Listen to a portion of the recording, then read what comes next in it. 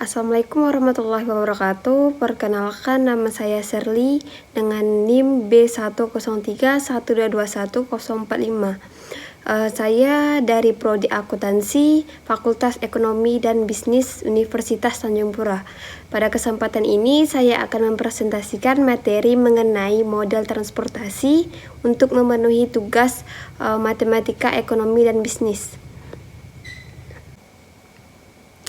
Sebelum itu kita akan mengetahui apa itu model transportasi.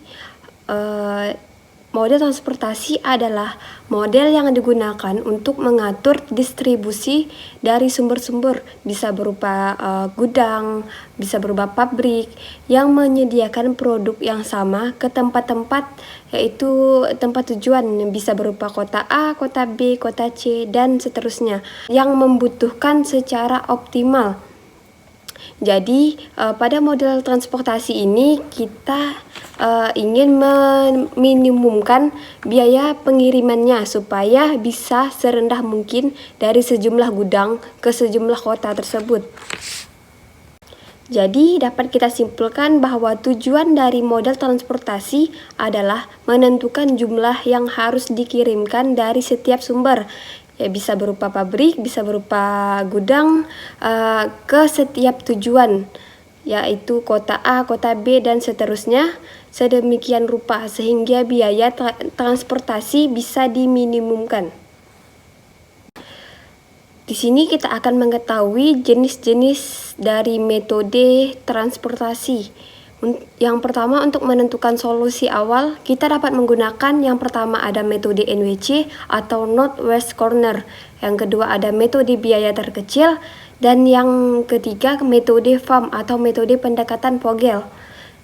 Sedangkan untuk menentukan solusi akhir yang optimal dapat kita menggunakan yang pertama ada metode Modified Distribution atau MODI, dan yang kedua metode batu loncatan. Di sini saya hanya akan menjelaskan untuk menentukan solusi awal, yaitu dengan metode NWC, metode biaya terkecil, dan metode FAM atau metode pendekatan Vogel.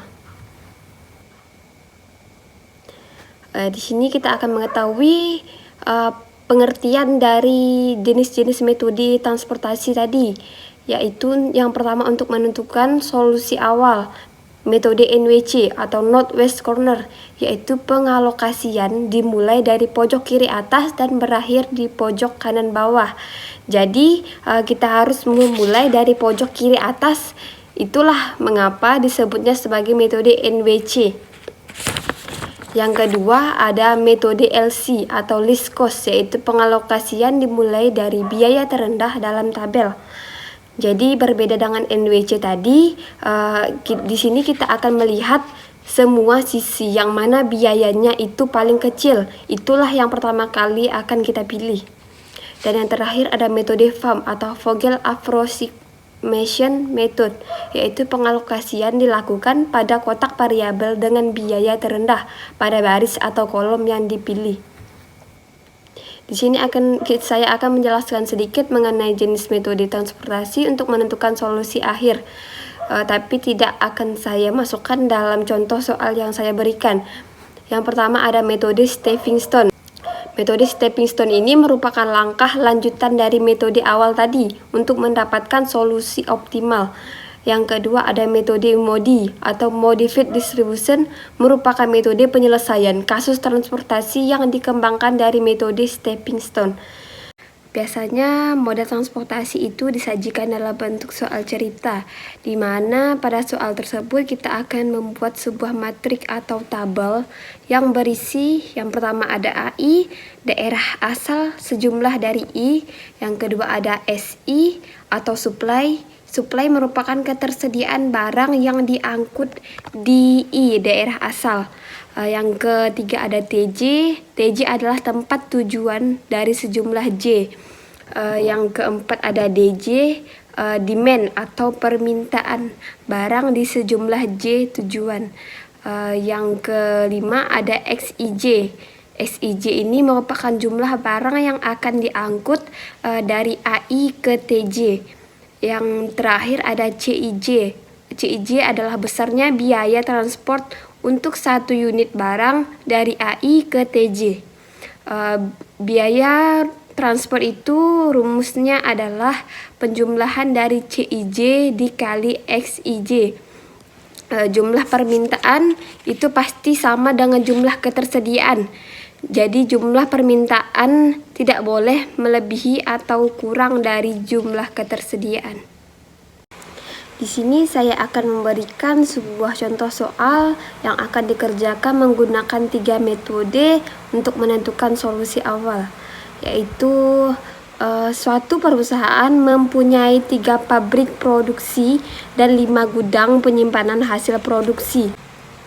Katakanlah pabrik itu P1, P2, P3, dan gudang tersebut yaitu G1, G2, G3, G4, dan G5. Gudang di sini adalah untuk menyimpan hasil produksinya. Jadi jumlah barang yang diangkut tidak boleh melebihi produksi yang ada. Sedangkan jumlah barang yang disimpan di gudang harus ditentukan jumlah minimumnya agar tidak kosong. Jadi matriksnya akan terbentuk seperti ini. Jadi pabrik 1 itu persediaannya adalah 800, sedangkan gudang 1 persediaannya itu 400 dan seterusnya. Nah, sekarang kita ingin mencari cost minimum atau biaya yang paling minimum agar memperkecil ongkos produksi. Jadi, langkah yang pertama kita akan mencoba alternatif menggunakan metode NWC. Nah, seperti yang sudah kita tahu tadi, NWC itu North-West Corner. North kan utara, utara itu di atas, terus West adalah barat yang berada di kiri, berarti pojok kiri atas gitu. Aturannya itu yang pertama kita harus mengisi kotak yang paling ujung kiri atas ini. Yang kedua adalah kita akan mengalokasikan jumlah maksimum atau terbesar sesuai syarat sehingga layak memenuhi permintaannya. Terus yang terakhir adalah kita harus bergerak ke kotak sebelah kanan bila masih terdapat suplai yang cukup atau persediaannya yang cukup. Tapi kalau nggak cukup, kita harus bergerak ke bawah sesuai dengan demand atau permintaan. Jadi akan bergerak terus hingga suplainya habis dan demand-nya terpenuhi. Jadi yang pertama yang akan kita hitung adalah nilai yang berada pada kotak paling kiri atas. Dalam kotak ini terdapat nilai yang paling pojok kiri atas yaitu di P1 ke G1 yaitu 50. Di sini demand-nya adalah sebesar 400 dan supply-nya sebesar 800. Jadi kita ambil nilai yang paling kecil yaitu 400. Jadi di sini demand-nya habis, di G1 ini tidak bisa lagi digunakan dan supply-nya itu sisa 400 untuk di P1. Yang kedua, ini kan supply-nya ini masih ada nih. Masih ada sisa 400 kan. Jadi kita bisa bergerak ke kanan yaitu di P1 ke G2 dengan nilai 80. Di sini demand-nya di G2 adalah 400, supply-nya sisa 400. Jadi kita isi di sini 400. Jadi untuk P1 tidak lagi bisa digunakan dan G1, G2 udah habis. Tidak lagi bisa digunakan. Setelah itu kita akan bergerak di kotak berikutnya. Di pojok kiri atas itu ada di P2 ke G3 yaitu dengan nilai 70. Dengan demand sebesar 500 dan supply 600. Jadi kita cari nilai yang paling rendah yaitu kita masukkan 500. Jadi di sini demand-nya habis, tidak lagi bisa digunakan pada G3 dan supply-nya ini masih 100 di P2.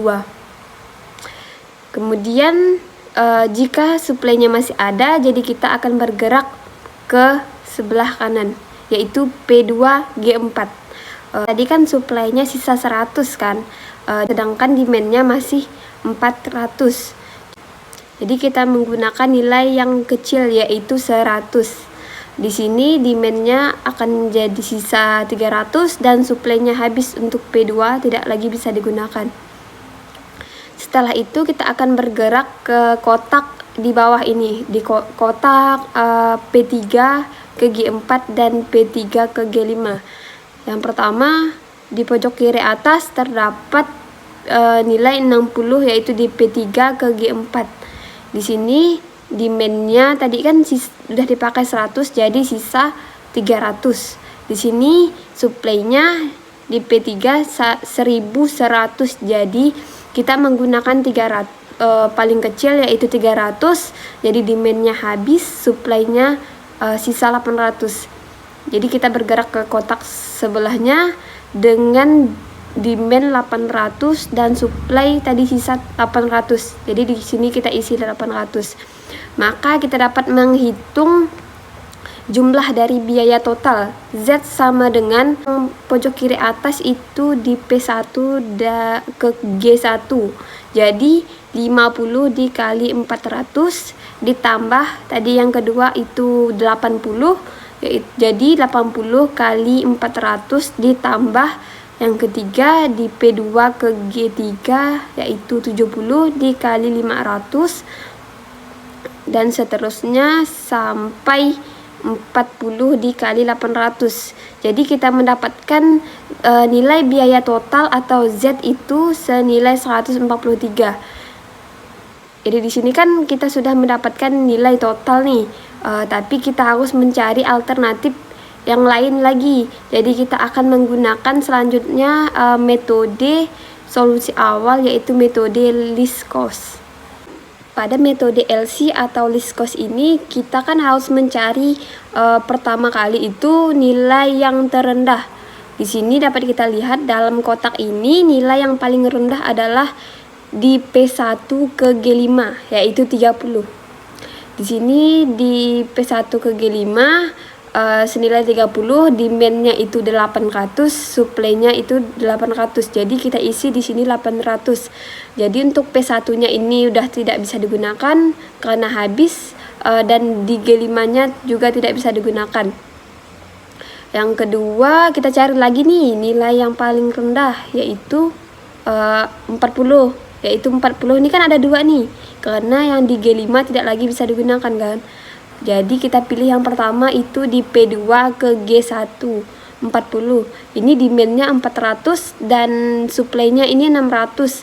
Jadi demand-nya habis, di G1 tidak lagi bisa digunakan dan di P2-nya demand-nya masih 200. Yang ketiga kita akan bergerak di kotak P3 ke G2 yaitu 40 kan. 40 ini demand-nya 400, supply-nya 1100. Jadi demand-nya ini habis, untuk G2 tidak lagi bisa digunakan dan supply-nya masih sisa 700.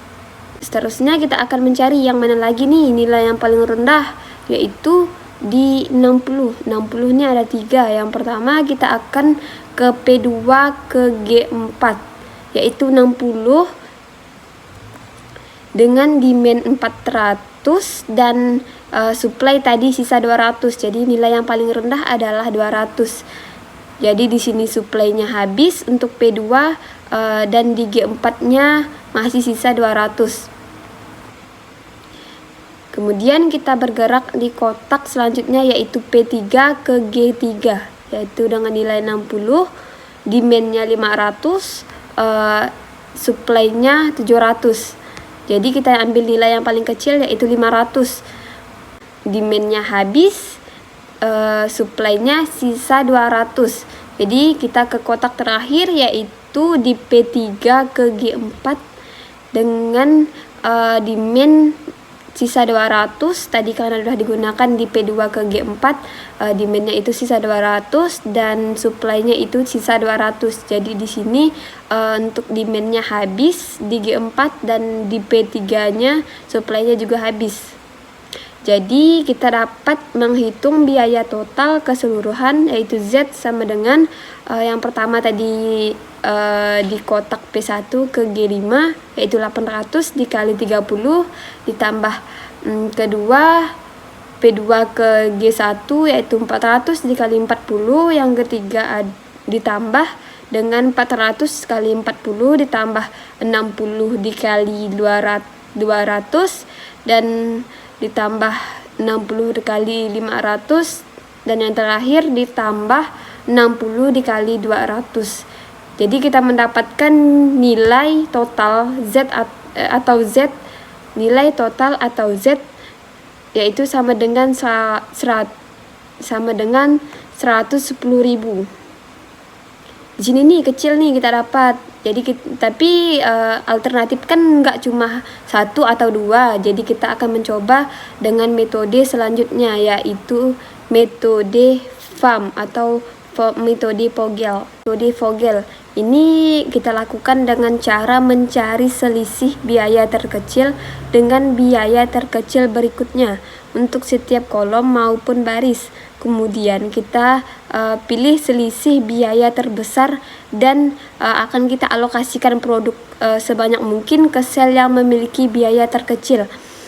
Cara ini dilakukan secara berulang hingga semua produk sudah dialokasikan.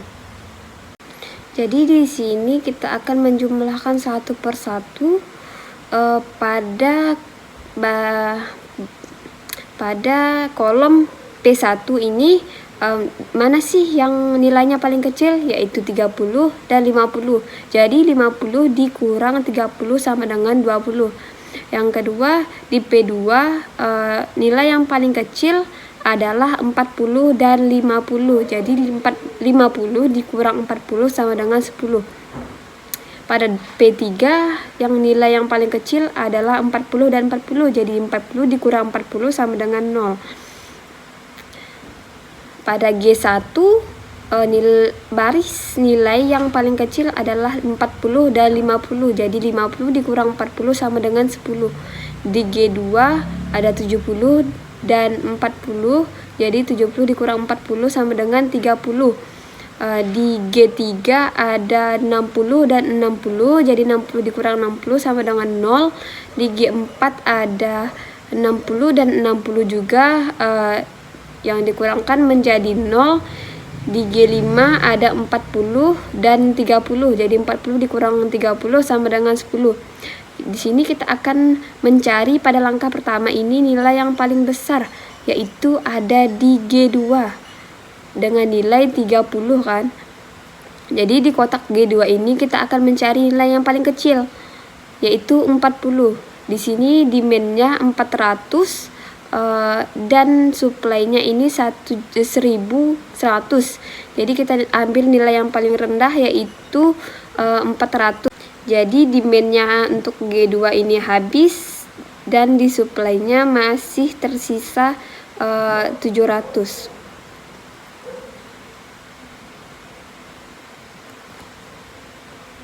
Untuk langkah kedua, kita akan menjumlahkan sisa yang belum dijumlahkan, yaitu di P1 ada 50 dan 30.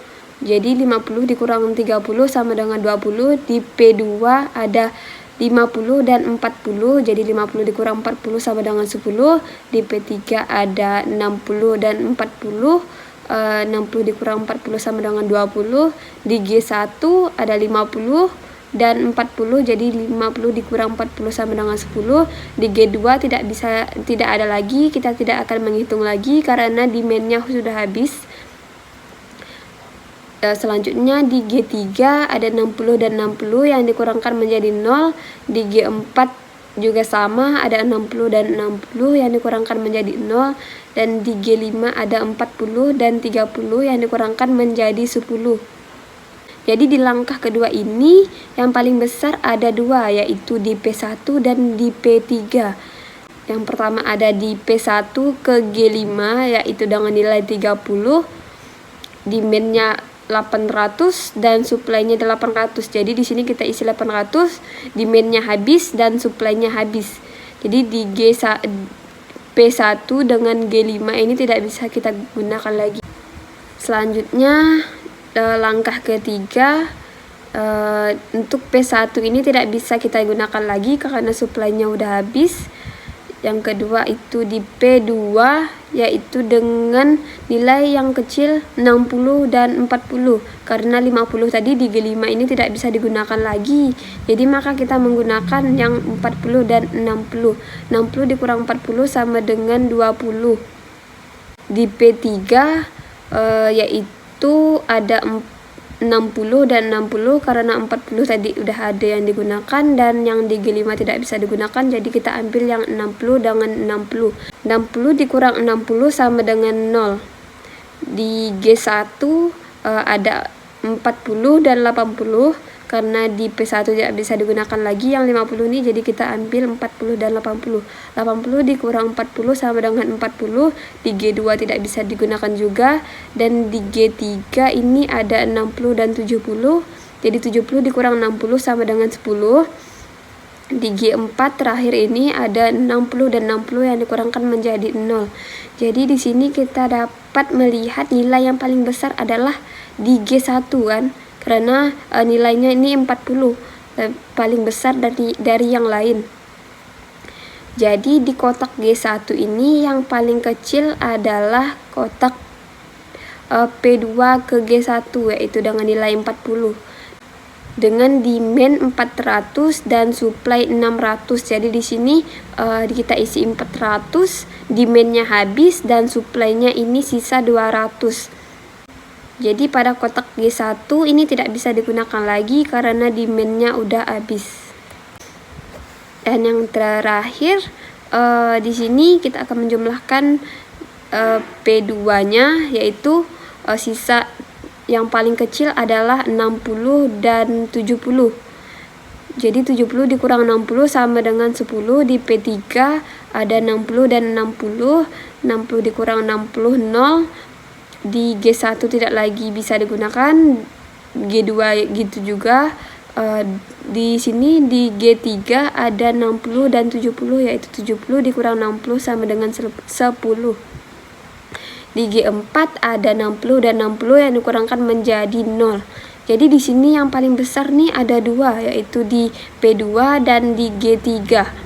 Di sini yang pertama saya akan menghitung di P3 dulu, yaitu dengan nilai 60, demand-nya 500, supply-nya tadi sisa 700 kan. Jadi kita menggunakan nilai yang paling kecil yaitu 500. Jadi demand-nya habis dan supply-nya sisa 200. Untuk G3 tidak akan bisa kita gunakan lagi karena demand-nya udah habis. Jadi seterusnya kita akan bergerak di kotak P2 ke G4 yaitu dengan nilai 60. Demand-nya 400 dan supply-nya ini sisa 200 karena udah dipakai di P2 ke G1 tadi. Jadi kita menggunakan nilai yang paling kecil yaitu 200. Jadi di P2 ini habis supply-nya, di G4 demand-nya masih 200. Kita bergerak di kotak terakhir yaitu kotak P3 ke G4 yang dengan demand-nya sisa 200 dan supply-nya sisa 200. Jadi di sini kita akan isi 200. Jadi demand-nya habis dan supply-nya habis. Jadi dapat kita simpulkan jadi kita dapat menghitung jumlah biaya total atau Z sama dengan yang pertama tadi di 400 dikali 40 di P3 ke G2. Jadi P3 ke G2 400 dikali 40 ditambah yang kedua di P1 ke G5 yaitu 800 dikali 30 ditambah yang ketiga itu di P2 ke G1 400 dikali 40 ditambah yang keempat di P3 ke G3 yaitu 500 dikali 60 ditambah tadi P2 ke G4 dengan nilai 200 dikali 60 ditambah yang terakhir ada di P3 ke G4, yaitu 200 dikali 60 yang akan menghasilkan Z sama dengan 110.000. Jadi kita sudah mendapatkan nilai yang paling terkecil, yaitu ada di metode least cost dan metode FAM, yang akan kita pilih salah satunya aja. Dengan didapatnya nilai yang paling rendah, jadi berakhir sudah penjelasan tentang materi model transportasi dari saya. Kurang lebihnya saya mohon maaf. Jika ada kesalahan, mohon dikoreksi, karena kesempurnaan hanya milik Tuhan. Sekian dari saya, mohon maaf saya ucapkan. Wabillahi taufiq wal hidayah. Wassalamualaikum warahmatullahi wabarakatuh. Terima kasih telah menonton channel saya. Sampai jumpa di channel berikutnya.